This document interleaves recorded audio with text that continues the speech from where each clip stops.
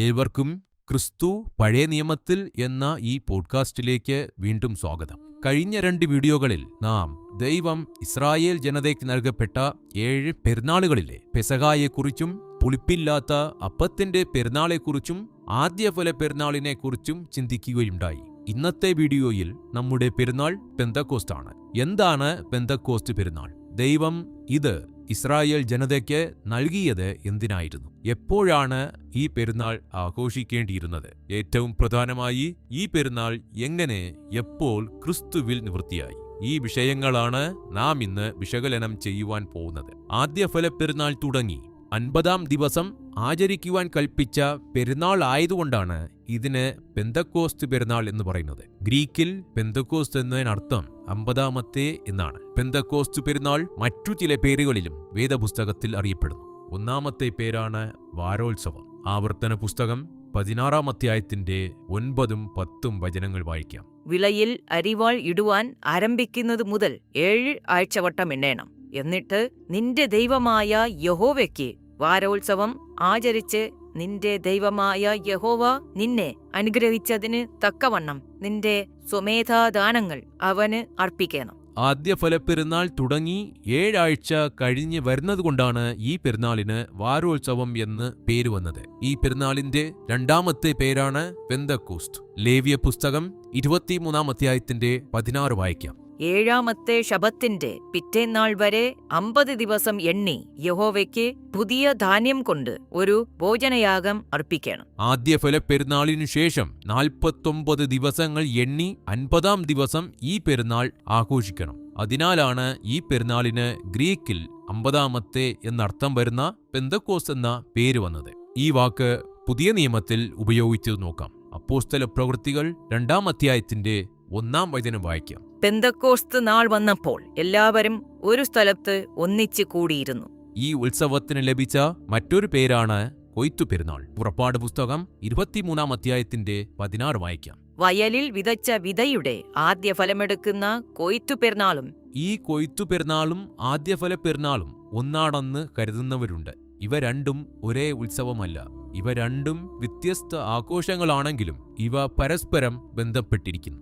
ആദ്യഫല പെരുന്നാൾ പെസഹ കഴിഞ്ഞുള്ള ദിവസത്തിലാണ്, അഥവാ ആഴ്ചയുടെ ആദ്യ ദിവസമാണ് ആചരിക്കേണ്ടത്. പെന്തക്കോസ്ത് അഥവാ കൊയ്ത്തു പെരുന്നാൾ ആദ്യഫല പെരുന്നാളിന്റെ തുടർച്ചയാണ്. ആദ്യഫല പെരുന്നാൾ വിളവെടുപ്പിന്റെ തുടക്കത്തെയും പെന്തക്കോസ്ത് പൂർത്തീകരണത്തെയും കാണിക്കുന്നു. ഇനി പെന്തക്കോസ്ത് പെരുന്നാൾ എങ്ങനെ ക്രിസ്തുവിൽ നിവൃത്തിയായി എന്നു നോക്കാം. ആദ്യം യേശുക്രിസ്തു ഈ പെരുന്നാളിനെക്കുറിച്ച് പരോക്ഷമായി സംസാരിച്ച ചില വചനങ്ങൾ നോക്കാം. ലൂക്കോസ് 24-49 വായിക്കാം. എന്റെ പിതാവ് വാഗ്ദത്തം ചെയ്തതിനെ ഞാൻ നിങ്ങളുടെ മേൽ അയക്കും. നിങ്ങളോ ഉയരത്തിൽ നിന്ന് ശക്തി ധരിക്കുവോളം നഗരത്തിൽ പാർപ്പിൻ എന്നും അവരോട് പറഞ്ഞു. പിതാവ് വാഗ്ദത്തം ചെയ്തതിനെ ഞാൻ നിങ്ങളുടെ മേൽ അയക്കും. അതിനാൽ നിങ്ങൾ നഗരത്തിൽ തന്നെ പാർപ്പിൻ എന്ന് ശിഷ്യരോട് യേശു ഉപദേശിക്കുന്നു. മറ്റൊരു വചനം നോക്കാം. അപ്പോസ്തല പ്രവൃത്തികൾ 1-ാം അധ്യായത്തിന്റെ 4-ഉം 5-ഉം വചനങ്ങൾ വായിക്കാം.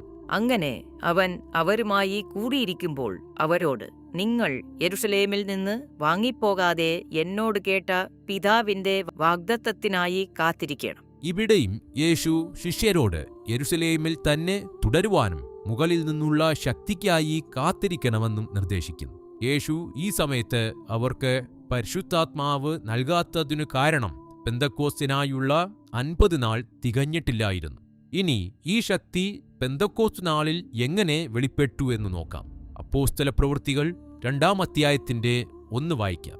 പെന്തക്കോസ്ത് നാൾ വന്നപ്പോൾ എല്ലാവരും ഒരു സ്ഥലത്ത് ഒന്നിച്ചു കൂടിയിരുന്നു. ശിഷ്യന്മാർ യേശുക്രിസ്തു നിർദ്ദേശിച്ചതുപോലെ യെരുശലേമിൽ തന്നെ പാർത്തിരുന്നു. ആരും സ്വന്തം ദേശത്തേക്ക് മടങ്ങിയില്ല. ഇനി 2-ാം വാക്യം മുതൽ 4-ാം വാക്യം വരെയുള്ള വചനങ്ങൾ വായിക്കാം. പെട്ടെന്ന് കൊടിയ കാറ്റടിക്കുന്നതുപോലെ ആകാശത്ത് നിന്ന് ഒരു മുഴക്കമുണ്ടായി. അവർ ഇരുന്നിരുന്ന വീട് മുഴുവനും നിറച്ചു. അഗ്നിജ്വാല പോലെ പിളർന്നിരിക്കുന്ന നാവുകൾ അവർക്ക് പ്രത്യക്ഷമായി അവരിൽ ഓരോരുത്തന്റെ മേൽ പതിഞ്ഞു. എല്ലാവരും പരിശുദ്ധാത്മാവ് നിറഞ്ഞവരായി ആത്മാവ് അവർക്ക് ഉച്ചരിപ്പാൻ നൽകിയതുപോലെ അന്യഭാഷകളിൽ സംസാരിച്ചു തുടങ്ങി. യേശു വാഗ്ദാനം ചെയ്തതുപോലെ ഉയരത്തിൽ നിന്നുള്ള ശക്തിയായ പരിശുദ്ധാത്മാവ് അവരുടെ മേൽ പതിഞ്ഞു. ഇനി 6 മുതൽ 8 വരെയുള്ള വചനങ്ങൾ വായിക്കാം. ഈ മുഴക്കം ഉണ്ടായപ്പോൾ പുരുഷാരം വന്നുകൂടി. ഓരോരുത്തൻ താന്താന്റെ ഭാഷയിൽ അവർ സംസാരിക്കുന്നത് കേട്ട് അമ്പരന്നുപോയി. എല്ലാവരും ഭ്രമിച്ച് ആശ്ചര്യപ്പെട്ടു. ഈ സംസാരിക്കുന്നവർ എല്ലാം ഗലീലക്കാർ അല്ലയോ? പിന്നെ നാം ഓരോരുത്തൻ ജനിച്ച നമ്മുടെ സ്വന്തം ഭാഷയിൽ അവർ സംസാരിച്ചു കേൾക്കുന്നത് എങ്ങനെ? ഇനി 12 മുതൽ 16 വരെയുള്ള വചനങ്ങൾ വായിക്കാം. എല്ലാവരും ഭ്രമിച്ച് ചഞ്ചലിച്ചു. ഇത് എന്തായിരിക്കും എന്ന് തമ്മിൽ പറഞ്ഞു. അവർ പുതുവീഞ്ഞു കുടിച്ചിരിക്കുന്നു എന്ന് മറ്റു ചിലർ പരിഹസിച്ചു പറഞ്ഞു. അപ്പോൾ പത്രോസ് 11 പേരോടുകൂടെ നിന്നുകൊണ്ട് ഉറക്കെ അവരോട് പറഞ്ഞത്, യഹൂദാ പുരുഷന്മാരും യെരുശലേമിൽ പാർക്കുന്ന എല്ലാവരുമായുള്ളോരെ, ഇത് നിങ്ങൾ അറിഞ്ഞിരിക്കട്ടെ. എന്റെ വാക്ക് ശ്രദ്ധിച്ചുകൊള്ളുവിൻ. നിങ്ങൾ ഊഹിക്കുന്നത് പോലെ ഇവർ ലഹരി പിടിച്ചവരല്ല. പകൽ 3 മണി നേരമേ ആയിട്ടുള്ളുവല്ലോ. ഇത് യോവേൽ പ്രവാചകൻ മുഖാന്തരം അരുളി ചെയ്തതത്രേ. എന്താണ് യോവേൽ പ്രവാചകൻ പ്രവചിച്ചത് നോക്കാം. യോവേൽ 2-ാം അധ്യായത്തിന്റെ 29 വായിക്കാം. ദാസന്മാരുടെ മേലും ദാസിമാരുടെ മേലും കൂടെ ഞാൻ ആ നാളുകളിൽ എന്റെ ആത്മാവിനെ പകരും. യോവേൽ പ്രവചനം വ്യക്തമായി അറിഞ്ഞിരുന്ന യഹൂദർ ഇപ്പോൾ സംഭവിച്ചത് വീഞ്ഞു കൂടിയാൽ സംഭവിക്കുന്ന ഒന്നല്ല എന്ന് മനസ്സിലാക്കി. പഴയ നിയമത്തിൽ ദൈവം തന്റെ ജനങ്ങൾക്ക് നൽകുമെന്ന് പറഞ്ഞ ആത്മാവ് പെന്തക്കോസ്ത് നാളിൽ യേശു തന്റെ ശിഷ്യർക്ക് നൽകുന്നു. യേശുവിന്റെ ശിഷ്യരിൽ പരിശുദ്ധാത്മാവ് അവരോഹണം ചെയ്തപ്പോൾ യോവേൽ പ്രവചനം നിവൃത്തിയായതായി പത്രോസ് പ്രഖ്യാപിച്ചു. പഴയ നിയമത്തിൽ നീരാജനത്തിന്റെ കറ്റ സമർപ്പിച്ചതിനുശേഷം അഥവാ ആദ്യഫല പെരുന്നാൾ കഴിഞ്ഞ് 50-ാം ദിവസത്തിലാണ് പെന്തക്കോസ്ത് പെരുന്നാൾ ആചരിക്കേണ്ടത്. ഇവിടെയും നിദ്ര കൊണ്ടവരിൽ ആദ്യഫലമായ യേശുവിന്റെ പുനരുത്ഥാനത്തിനു ശേഷം 50 ദിവസം കഴിഞ്ഞാണ് പരിശുദ്ധാത്മാവിനെ യേശു തന്റെ ശിഷ്യർക്ക് നൽകിയത്. ശിഷ്യന്മാരെല്ലാം പരിശുദ്ധാത്മാവിൽ നിറഞ്ഞു കഴിഞ്ഞപ്പോൾ ക്രിസ്തു നേരത്തെ ഓർമ്മിപ്പിച്ചിരുന്ന പോലെ അവർ പരിശുദ്ധാത്മ സ്നാനം പ്രാപിക്കുകയായിരുന്നു. അപ്പോസ്തല പ്രവൃത്തികൾ 1-ാം അധ്യായത്തിന്റെ 5 വായിക്കാം. യോഹന്നാൻ വെള്ളം കൊണ്ട് സ്നാനം കഴിപ്പിച്ചു. നിങ്ങൾക്കോ ഇനി ഏറെ നാൾ കഴിയും മുമ്പേ പരിശുദ്ധാത്മാവ് കൊണ്ട് സ്നാനം ലഭിക്കും എന്ന് കൽപ്പിച്ചു. പെന്തക്കോസ്ത് ഒരു ആഘോഷം മാത്രമായിരുന്നില്ല. ദൈവത്തിന്റെ ശക്തി മനുഷ്യരിൽ വസിക്കുവാൻ തുടങ്ങിയ ദിവസമായിരുന്നു. പഴയ നിയമത്തിൽ പെന്തക്കോസ്തു ദിനം സിനായ് മലയിൽ ഇസ്രായേല്യർക്ക് നിയമം ലഭിച്ച ദിനവുമായി ബന്ധപ്പെട്ടിരിക്കുന്നുവെന്ന് യഹൂദ പാരമ്പര്യം വെളിപ്പെടുത്തുന്നു. അങ്ങനെയാണെങ്കിൽ പഴയ നിയമത്തിൽ തന്റെ നിയമം നൽകി ദൈവം ഇസ്രായേലിനെ തന്റെ ജനമായി തിരഞ്ഞെടുത്തെങ്കിൽ പുതിയ നിയമത്തിൽ പെന്തക്കോസ്ത് നാളിൽ യേശു തന്റെ ശിഷ്യർക്ക് പരിശുദ്ധാത്മാവ് നൽകി തന്റെ സഭയെ സ്ഥാപിച്ചു. യിരെമ്യാ പ്രവാചകന്റെ ഒരു പ്രവചനം കൂടി ഇതിനോട് ചേർത്ത് വായിക്കാവുന്നതാണ്. യിരെമ്യാവ് 31-ാം അധ്യായത്തിന്റെ 33 വായിക്കാം. എന്നാൽ ഈ കാലം കഴിഞ്ഞ ശേഷം ഞാൻ ഇസ്രായേൽ ഗൃഹത്തോട് ചെയ്യുവാനിരിക്കുന്ന നിയമം ഇങ്ങനെയാകുന്നു. ഞാൻ എന്റെ ന്യായപ്രമാണം അവരുടെ ഉള്ളിലാക്കി അവരുടെ ഹൃദയങ്ങളിൽ എഴുതും. ഞാൻ അവർക്ക് ദൈവമായും അവർ എനിക്ക് ജനമായും ഇരിക്കും എന്ന് യഹോവയുടെ അരുളപ്പാട്. പഴയ നിയമം ദൈവം കല്ലിൽ എഴുതിക്കൊടുത്തെങ്കിൽ പെന്തക്കോസ്ത് നാളിൽ ക്രിസ്തുവിന്റെ രക്തത്താൽ വീണ്ടെടുത്ത സഭയുടെ ഹൃദയങ്ങളിൽ ക്രിസ്തുവിന്റെ പുതിയ ഉടമ്പടി പരിശുദ്ധാത്മാവിനാൽ എഴുതപ്പെടുന്നു. അപ്പോസ്തല പ്രവൃത്തികൾ 2-ാം അധ്യായത്തിന്റെ 6 മുതൽ 8 വരെയുള്ള വചനങ്ങൾ വായിക്കാം. ഈ മുഴക്കം ഉണ്ടായപ്പോൾ പുരുഷാരം വന്നുകൂടി. ഓരോരുത്തൻ താന്താന്റെ ഭാഷയിൽ അവർ സംസാരിക്കുന്നത് കേട്ട് അമ്പരന്നുപോയി. എല്ലാവരും ഭ്രമിച്ച് ആശ്ചര്യപ്പെട്ടു. ഈ സംസാരിക്കുന്നവർ എല്ലാം ഗലീലക്കാരല്ലയോ? പിന്നെ നാം ഓരോരുത്തൻ ജനിച്ച നമ്മുടെ സ്വന്തം ഭാഷയിൽ അവർ സംസാരിച്ചു കേൾക്കുന്നത് എങ്ങനെ?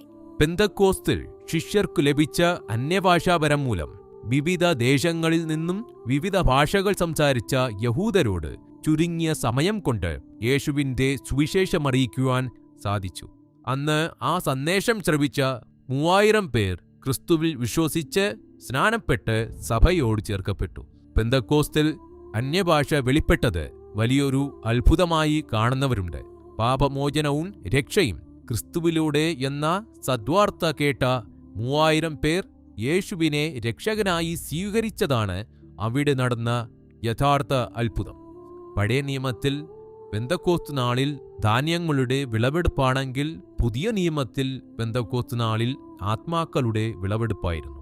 അപ്പോസ്തല പ്രവൃത്തികൾ 1-8 വായിക്കാം. എന്നാൽ പരിശുദ്ധാത്മാവ് നിങ്ങളുടെ മേൽ വരുമ്പോൾ നിങ്ങൾ ശക്തി ലഭിച്ചിട്ട് യെരുശലേമിലും യഹൂദ്യയിൽ എല്ലായിടത്തും ശമര്യയിലും ഭൂമിയുടെ അറ്റത്തോളവും എന്റെ സാക്ഷികൾ ആകും എന്ന് പറഞ്ഞു. പെന്തക്കോസ്ത് പെരുന്നാൾ ഒരു പഴയ നിയമ പെരുന്നാൾ മാത്രമല്ലായിരുന്നു, ഒരു ദൗത്യത്തിന്റെ തുടക്കമായിരുന്നു.